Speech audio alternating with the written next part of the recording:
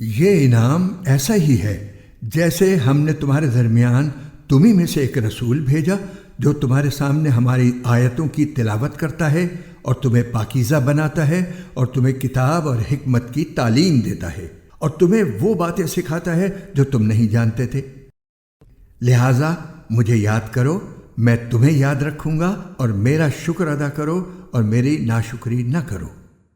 اے ایمان والو، صبر اور نماز سے مدد حاصل کرو، بے شک اللہ صبر کرنے والوں کے ساتھ ہے۔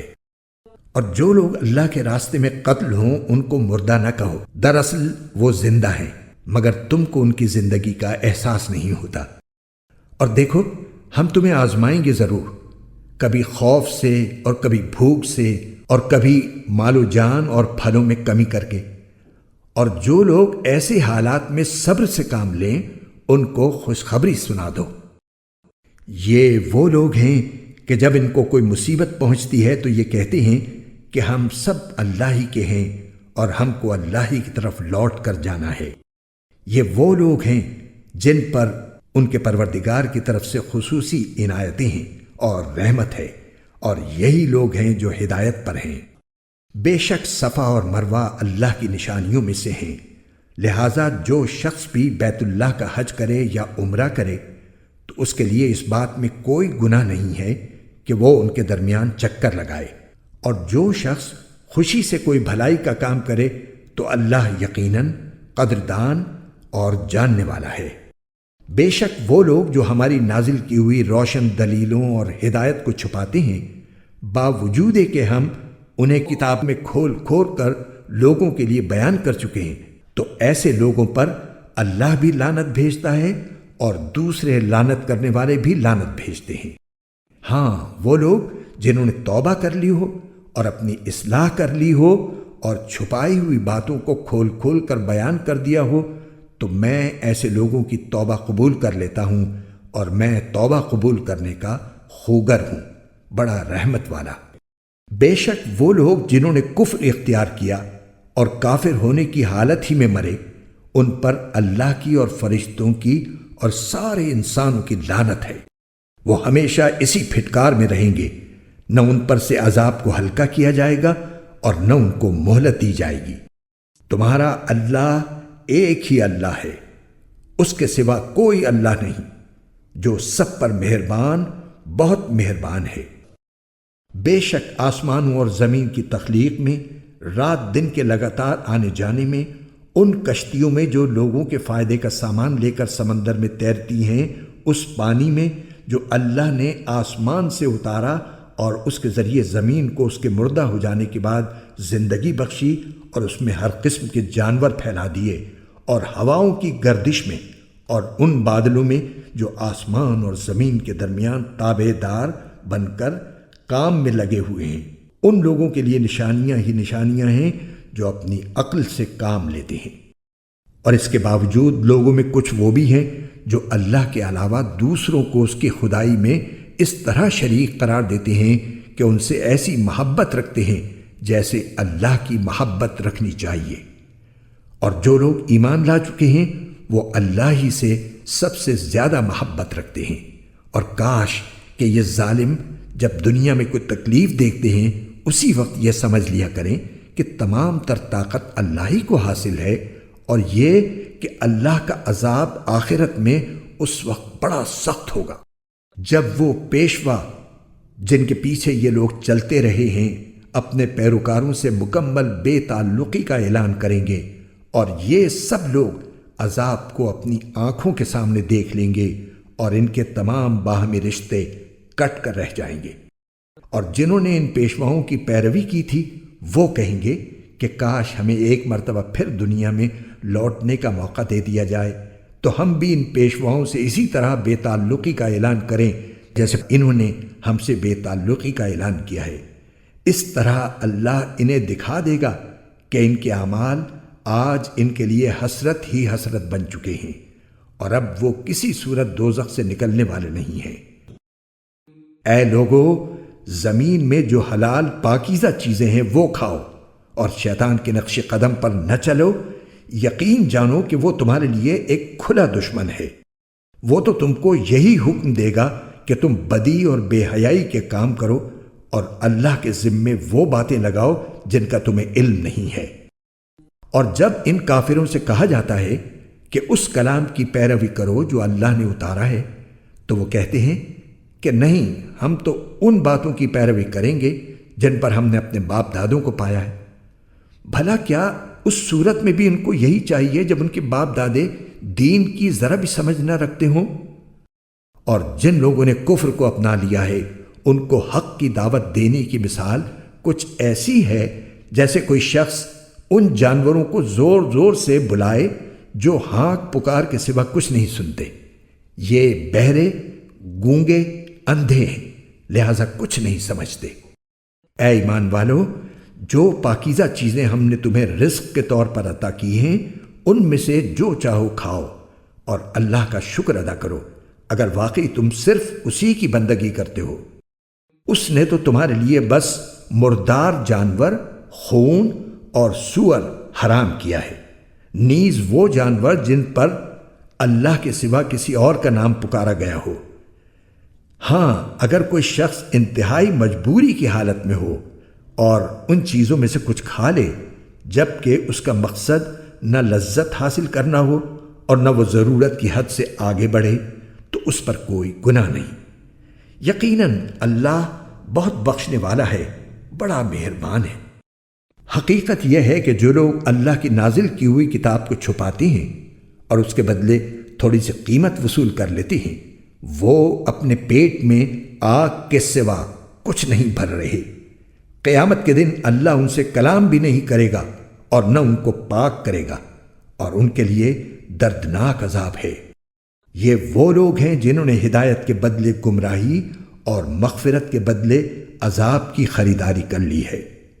چنانچہ اندازہ کرو کہ یہ دوزخ کی آگ سہنے کے لیے کتنے تیار ہیں۔ یہ سب کچھ اس لیے ہوگا کہ اللہ نے حق پر مشتمل کتاب اتاری ہے، اور جن لوگوں نے ایسی کتاب کے بارے میں مخالفت کا رویہ اختیار کیا ہے وہ زدہ زدی میں بہت دور نکل گئے ہیں۔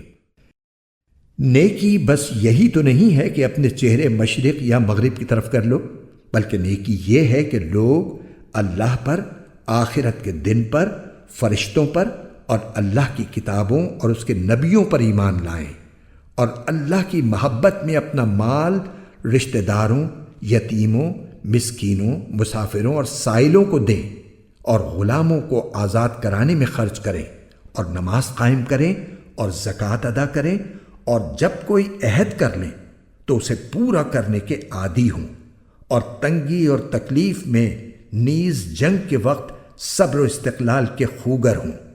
ایسے لوگ ہیں جو سچے کہلانے کے مستحق ہیں، اور یہی لوگ ہیں جو متقی ہیں۔ اے ایمان والو، جو لوگ جان بوجھ کر ناحق قتل کر دی جائیں ان کے بارے میں تم پر قصاص کا حکم فرض کر دیا گیا ہے۔ آزاد کے بدلے آزاد، غلام کے بدلے غلام، اور عورت کے بدلے عورت ہی کو قتل کیا جائے۔ پھر اگر قاتل کو اس کے بھائی یعنی مقتول کے وارث کی طرف سے کچھ معافی دے دی جائے تو معروف طریقے کے مطابق خون بہا کا مطالبہ کرنا وارث کا حق ہے، اور اسے خوش اسلوبی سے ادا کرنا قاتل کا فرض ہے۔ یہ تمہارے پروردگار کی طرف سے ایک آسانی پیدا کی گئی ہے اور ایک رحمت ہے۔ اس کے بعد بھی کوئی زیادتی کرے تو وہ دردناک عذاب کا مستحق ہے۔ اور اے عقل رکھنے والو، تمہارے لیے قصاص میں زندگی کا سامان ہے، امید ہے کہ تم اس کی خلاف ورزی سے بچو گے۔ تم پر فرض کیا گیا ہے کہ اگر تم میں سے کوئی اپنے پیچھے مال چھوڑ کر جانے والا ہو تو جب اس کی موت کا وقت قریب آ جائے وہ اپنے والدین اور قریبی رشتہ داروں کے حق میں دستور کے مطابق وصیت کرے۔ یہ متقی لوگوں کے ذمے ایک لازمی حق ہے۔ پھر جو شخص اس وصیت کو سننے کے بعد اس میں کوئی تبدیلی کرے گا تو اس کا گناہ ان لوگوں پر ہوگا جو اس میں تبدیلی کریں گے۔ یقین رکھو کہ اللہ سب کچھ سنتا جانتا ہے۔ ہاں، اگر کسی شخص کو یہ اندیشہ ہو کہ کوئی وصیت کرنے والا بیجا طرفداری یا گناہ کا ارتکاب کر رہا ہے اور وہ متعلقہ آدمیوں کے درمیان صلح کرا دے تو اس پر کوئی گناہ نہیں۔ بے شک اللہ تعالیٰ بہت بخشنے والا بڑا مہربان ہے۔ اے ایمان والو، تم پر روزے فرض کر دیے گئے ہیں جس طرح تم سے پہلے لوگوں پر فرض کیے گئے تھے، تاکہ تمہارے اندر تقوی پیدا ہو۔ گنتی کے چند دن روزے رکھنے ہیں۔ پھر بھی اگر تم میں سے کوئی شخص بیمار ہو یا سفر پر ہو تو وہ دوسرے دنوں میں اتنی ہی تعداد پوری کر لے، اور جو لوگ اس کی طاقت رکھتے ہوں وہ ایک مسکین کو کھانا کھلا کر روزے کا فدیہ ادا کر دیں۔ اس کے علاوہ اگر کوئی شخص اپنی خوشی سے کوئی نیکی کرے تو یہ اس کے حق میں بہتر ہے، اور اگر تم کو سمجھ ہو تو روزے رکھنے میں تمہارے لیے زیادہ بہتری ہے۔ رمضان کا مہینہ وہ ہے جس میں قرآن نازل کیا گیا جو لوگوں کے لیے سراپا ہدایت اور ایسی روشن نشانیوں کا حامل ہے جو صحیح راستہ دکھاتی اور حق و باطل کے درمیان دو ٹوک فیصلہ کر دیتی ہیں۔ لہٰذا تم میں سے جو شخص بھی یہ مہینہ پائے وہ اس میں ضرور روزہ رکھے، اور اگر کوئی شخص بیمار ہو یا سفر پر ہو تو وہ دوسرے دنوں میں اتنی ہی تعداد پوری کر لے۔ اللہ تمہارے ساتھ آسانی کا معاملہ کرنا چاہتا ہے اور تمہارے لیے مشکل پیدا کرنا نہیں چاہتا، تاکہ تم روزوں کی گنتی پوری کر لو، اور اللہ نے تمہیں جو راہ دکھائی اس پر اللہ کی تکبیر کہو، اور تاکہ تم شکر گزار بنو۔ اور اے پیغمبر، جب میرے بندے آپ سے میرے بارے میں پوچھیں تو آپ ان سے کہہ دیجئے کہ میں اتنا قریب ہوں کہ جب کوئی مجھے پکارتا ہے تو میں پکارنے والے کی پکار سنتا ہوں، لہٰذا وہ بھی میری بات دل سے قبول کریں اور مجھ پر ایمان لائیں تاکہ وہ راہ راست پر آ جائیں۔ تمہارے لیے حلال کر دیا گیا ہے کہ روزوں کی رات میں تم اپنی بیویوں سے بے تکلف صحبت کرو، وہ تمہارے لیے لباس ہیں اور تم ان کے لیے لباس ہو۔ اللہ کو علم تھا کہ تم اپنے آپ سے خیانت کر رہے تھے، پھر اس نے تم پر عنایت کی اور تمہاری غلطی معاف فرما دی، چنانچہ اب تم ان سے صحبت کر لیا کرو، اور جو کچھ اللہ نے تمہارے لیے لکھ رکھا ہے اسے طلب کرو، اور اس وقت تک کھاؤ پیو جب تک صبح کی سفید دھاری سیاہ دھاری سے ممتاز ہو کر تم پر واضح نہ ہو جائے۔ اس کے بعد رات آنے تک روزے پورے کرو، اور ان اپنی بیویوں سے اس حالت میں مباشرت نہ کرو جب تم مسجدوں میں اعتکاف میں بیٹھے ہو۔ یہ اللہ کی مقرر کی ہوئی حدود ہیں، لہٰذا ان کی خلاف ورزی کے قریب بھی مت جانا۔ اسی طرح اللہ اپنی نشانیاں لوگوں کے سامنے کھول کھول کر بیان کرتا ہے تاکہ وہ تقوی اختیار کریں، اور آپس میں ایک دوسرے کا مال ناحق طریقوں سے نہ کھاؤ، اور نہ ان کا مقدمہ حاکموں کے پاس اس غرض سے لے جاؤ کہ لوگوں کے مال کا کوئی حصہ جانتے بوجھتے ہڑپ کرنے کا گناہ کرو۔ لوگ آپ سے نئے مہینوں کے چاند کے بارے میں پوچھتے ہیں، آپ انہیں بتا دیجئے کہ یہ لوگوں کے مختلف معاملات کے اور حج کے اوقات متعین کرنے کے لیے ہیں، اور یہ کوئی نیکی نہیں ہے کہ تم گھروں میں ان کی پشت کی طرف سے داخل ہو، بلکہ نیکی یہ ہے کہ انسان تقوی اختیار کرے، اور تم گھروں میں ان کے دروازوں سے داخل ہوا کرو، اور اللہ سے ڈرتے رہو تاکہ تمہیں فلاح حاصل ہو، اور ان لوگوں سے اللہ کے راستے میں جنگ کرو جو تم سے جنگ کرتے ہیں، اور زیادتی نہ کرو۔ یقین جانو کہ اللہ زیادتی کرنے والوں کو پسند نہیں فرماتا۔ اور تم ان لوگوں کو جہاں پاؤ قتل کرو، اور انہیں اس جگہ سے نکال باہر کرو جہاں سے انہوں نے تمہیں نکالا تھا، اور فتنہ قتل سے زیادہ سنگین برائی ہے۔ اور تم ان سے مسجد حرام کے پاس اس وقت تک لڑائی نہ کرو جب تک وہ خود اس میں تم سے لڑائی شروع نہ کریں۔ ہاں، اگر وہ اس میں لڑائی شروع کر دیں تو تم ان کو قتل کر سکتے ہو۔ ایسے کافروں کی سزا یہی ہے۔ پھر اگر وہ باز آ جائیں تو بے شک اللہ بہت بخشنے والا بڑا مہربان ہے۔ اور تم ان سے لڑتے رہو یہاں تک کہ فتنہ باقی نہ رہے اور دین اللہ کا ہو جائے۔